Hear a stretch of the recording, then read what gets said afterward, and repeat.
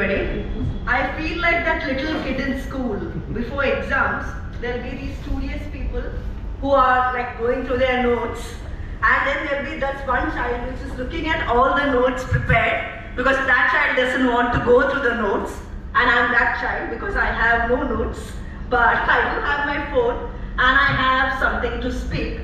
The topic today is novels of future, and as Pratibha Ray correctly pointed out, it is different from future of novels and novels of future. They are two different things. Most of the panelists who've spoken before me, some quoted Milan Kundera, some quoted Harry Potter. We have to remember it's all past. It's gone. Okay? So we are going to discuss what do the novels of future look like. So first of all, what we have to think about is, what is this future we are talking about? Is it 20 years from now? Is it 50 years from now? Is it 100 years from now? So that is a very important topic or a point to focus on when we are thinking about novels of future. My prediction is that 20 years from now, nothing is going to change. Novels are going to be pretty much what they are currently. We are going to have physical books, we are going to have e-books, we are going to have audio-visual books. Probably what will increase is graphic novels, because we have to remember that when we are talking novels of future, we are talking primarily about what the young generation is going to read. Somebody who is 5 years today is the future reader. 20 years from now, that person is 25. So essentially we are talking about the readership of the youth. That is what we are talking about when we are talking about novels of future. So, and 50 years from now, who is going to be the reader? Most of us in this room, or at least on this dais, 50 years from now, we will not be around. You know, that is the sad truth. So who are the people who are going to be around? Who are going to be the writers of the future? Who are going to be the readers of the future? That is something we need to think about. When it comes to genre, so the genres are going to be the same. Pretty much what is current, that's going to be the same. But we have to remember that what is contemporary today is going to be history of tomorrow. So I write contemporary fiction. Many of my novels are set in the present times. One of my novels is set in the post-pandemic times. But if I say 20 years from now, they'll say, oh, Preeti Shenoy, she was a historical novelist. Whereas I don't write historical novel, I write contemporary fiction. So that is an important point to consider. And what will be the novels of future? So when we say novels of future, it will be what is contemporary at that time.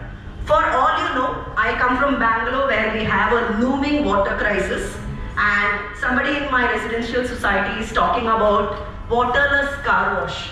Okay, no water at all. They just bring a machine and your car is washed within 5 seconds.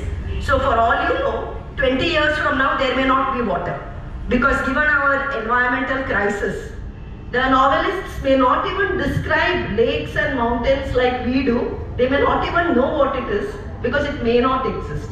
So that's one thing to think about. And the other thing to consider, I would say, is attention span. Okay, attention span, several studies have shown that attention span is totally reducing. When Leo Tolstoy wrote his War and Peace, people had a lot of time. There were no other technological advances, so the books were this fat.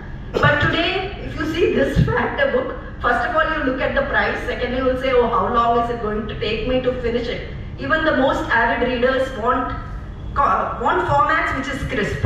One of my novels is going to be adapted to a graphic novel, which I'm very happy, because it means more young people are reading it. So for me, as long as people read, I'm happy. You know, it doesn't matter to me what the format is. Is it ebook? Is it contemporary fiction? It doesn't matter. The last point I want to make is the role of AI, artificial intelligence. So Rie Kudan is a Japanese novelist. She won an award for the highest literature award in Japan. She won it this year. And she's a young novelist. And she admitted that 5% of her manuscript was written by AI, artificial intelligence. And I have used AI to generate ideas. But I must tell you, AI is not advanced enough. Most of what it generates today is absolute rubbish. Our imagination is far better than AI. But this will not be the case even 5 years from now. Because AI is not growing in a linear manner, it's growing in an exponential manner. So these are the things which I would like my panelists to think about, perhaps answer. And the last thing I want to say is, no matter how far into the future it is, one thing is never going to change, and that is the emotional connect which we humans crave. Okay, all of us, it's so different when we speak face to face. Digital technology, text, all of it may replace, but nothing can replace the human connection. Love is an eternal topic. Thousands of centuries, poets have written about it. Today poets write about it, novelists write about it. And I imagine that one thing is not going to change. The human connection, the human need for recognition, because loneliness is going to increase. As we go, technology connects us but makes us isolated and lonely. So that's something I would urge all of you to think about. And thank you all for listening to me. It's been a pleasure speaking to you.